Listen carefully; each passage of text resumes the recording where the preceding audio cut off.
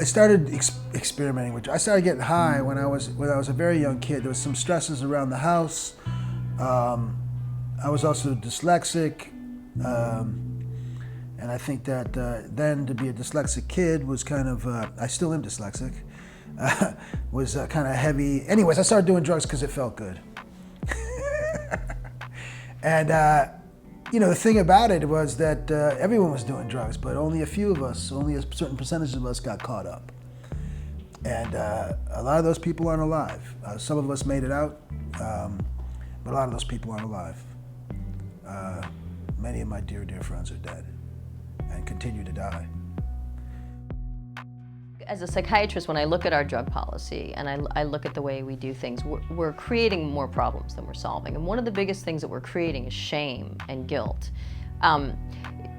Because the drugs are illegal, we can't use them openly. We can't learn how to use them more healthfully. We can't teach our children how to use them more healthfully. At least with alcohol, if you have a glass of wine at dinner and you model sort of moderation to your children and they see that you can just have a few sips and not get so out of control, we teach them like this is sort of a healthy way to do it. But with drugs, there's no teaching, there's hiding, where like the parents are going down to the basement to smoke their pot and they're hiding it from their kids and they're lying, and the kids are going out with their friends to smoke pot and they're hiding it from their parents and they're lying. And the hiding and the lying creates a lot of shame and a lot of guilt, which is uncomfortable.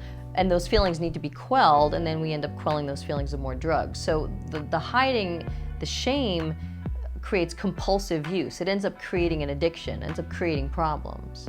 There's a lot of adrenaline charge if you have to hide something, and anxiety and nervousness, and that ends up sort of adding to the excitement of the experience of taking drugs, and it ends up making the experience more reinforcing. You want to do it again and again because it's exciting. So, the way that our drug policy is set up, it's turning us into addicts. Growing up in the 70s in Detroit, you could see the shift that happened in first really in places like Detroit, and then is continuing to happen, the economic catastrophe and the social catastrophe that followed, including the effect of the drug wars. But Detroit in 1967 was a boomtown. Detroit 1967, the auto companies were sending vans out to pick up homeless guys, taking them to get their teeth fixed, and bringing them on the assembly line because they just needed bodies on the assembly line. So it wasn't there wasn't economic opportunity in Detroit in 1967 as the crime rate exploded. Part of what happened is the people were spending that money they were making on heroin. And you got the first big drug explosion. I really wanted to try heroin, man. I wanted to try it the first time I heard about it, the first time I saw someone's older brother nodding out. I thought, that's for me, man. I didn't get to heroin until I was about 20, I guess. If you put cookies up on a high shelf and you tell your kid, you can't have any of these cookies, that's all they want, and they're going to figure out a way to get up there. But if you make the cookies available and the kid knows they can have them whenever they want, it's no big deal, they're here, you can have them, you can not have them, whatever.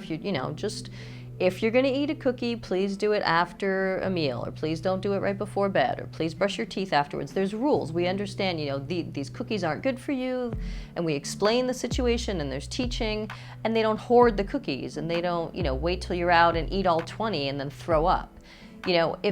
If you have access to something and there's open discussion about it, and there's teaching and there's education, and this is something else our government is horrible at, is our government doesn't want to teach people what the drugs are, how they are used, what they're good for, what they're bad for, which ones are a little bit safer, how to make things safer. There's all this education that could happen.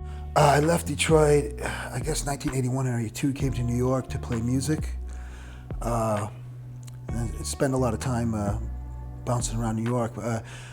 If you want me to talk about my drug use, I can talk about that. The thing about growing up in the time that I grew up, especially in a place like Detroit, is everyone I knew of my generation, this is the post-60s, post-hippie generation, everyone I knew had some experience with drugs. And I mean everybody. All my peers had at least smoked pot, or had dropped acid, or taken coke. There were lots of cheap available drug. Quaaludes were around. There was also PCP was around. Cocaine and heroin. And heroin. More than anything, our nation's drug problem is a public health issue. It's a social issue. It's an issue for the therapists and the psychiatrists and the medical doctors. Look, man, my drug use became incredibly problematic, to say the least.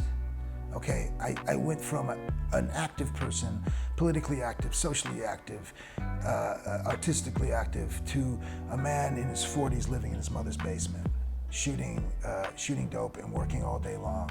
My wife had died from endocarditis, which was contracted because she couldn't get a clean needle in the state that she was living in. So endocarditis is when you inject with a dirty needle, and it's an infection of the heart. She's a beautiful young woman. She died at, I think, 32 she was. And I was living, and so many of my friends had died, most as a result of this drug wars and prohibition, and some as a result of careless drug use, to be sure. A lot of had been murdered, some had gone to prison. And this beautiful experiment that I had seen all around me, I believed that I had failed, because I really thought that I was going to die. And I began having a series of severe dental issues and pain. And I got a prescription for pain medication that I took as directed. I didn't even think, that this would possibly, re-addict me or be a problem. I mean, I took it to get rid of the pain. And I didn't like it even. It made me irritable. Sound bothered me. It was just not pleasant anymore. I go, wow, I don't even like this stuff anymore. But after about 5 days, one evening I was sitting on a couch and I felt this wave of opiated bliss fill my body, and I just thought, uh-oh. For me, addiction is like possession. That's probably the best analogy for me. That kind of hijacks your brain. And that's what I felt. Suddenly I was no longer a person interested in yoga. I was no longer interested in health. I was only interested in getting loaded. And I went about that in a very, very extreme way. And there's a huge black market for all pharmaceutical products. I mean, they're really the biggest drug of abuse right now in America are, prescription medicines. Pain is notoriously undertreated in medicine because doctors are worried. The DEA is always looking over our shoulder. I mean, I have a prescription pad, and every pad has a serial number on it. And every time I write a prescription, not only does the DEA know what I write and the state of New York knows what I write, but Big Pharma knows what I write because they pay for the data. So I'll get a call from a drug rep telling me I need to prescribe more Ambien, and why am I prescribing Lunesta so much? Like, they know what I'm doing. So that's a little scary. So the doctors feel like there's somebody looking over their shoulder. Well, they're also, if they have this idea that they're going to turn somebody into an addict, so they're worried about giving somebody too much pain medicine. But they're really worried about their own licenses, and they're worried about losing their licenses somehow if they prescribe too much pain medicine to people. So there's a lot of sort of paranoia, I think, in the medical industry that, the government that doesn't really get it is, scrutinizing us too much. Every doctor, whether they care to admit it or not, is dealing with addiction on a daily basis in their practice, whether they know it or not, or whether they care to admit it. But when you push a healthcare system into 6-minute visits and doctors are forced to prescribe pills rather than find out the source of illness or problems, addiction is just a very, an obvious and a likely outcome. As a police officer, you're dealing with people with substance abuse, be it a domestic call, burglary, suspicious person. I mean, it's more than 50% of your time is dealing with that. And so towards the end of my career, and certainly after my career, it's something that, I've personally gone through some interventions with people. And I know the bad side effects to it. I've seen dead people because of it. The difficulty was when, going back to the rapport, somebody says to me, Kyle, I have a drug problem. Can you help me? Can you get me into rehab? I can't.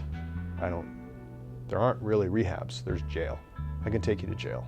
Being a recovered drug addict, working with drug addicts, made it really clear to me that the drug war was a failure.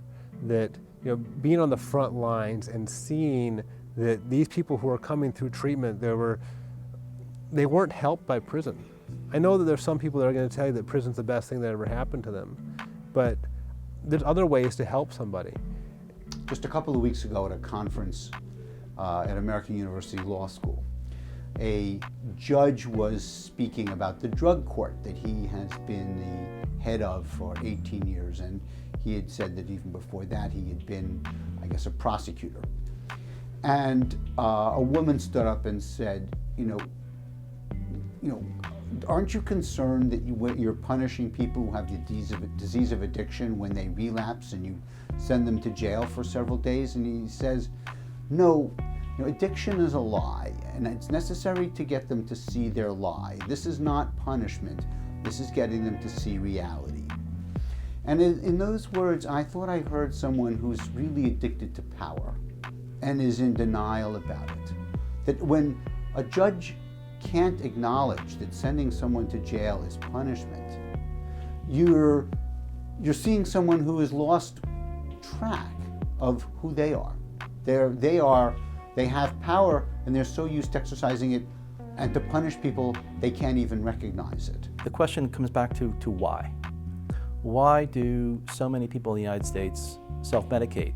And people will always use mind-altering substances. Right? Going back to human history, as soon as humans learned to domesticate grain, right, fermentation came right afterwards.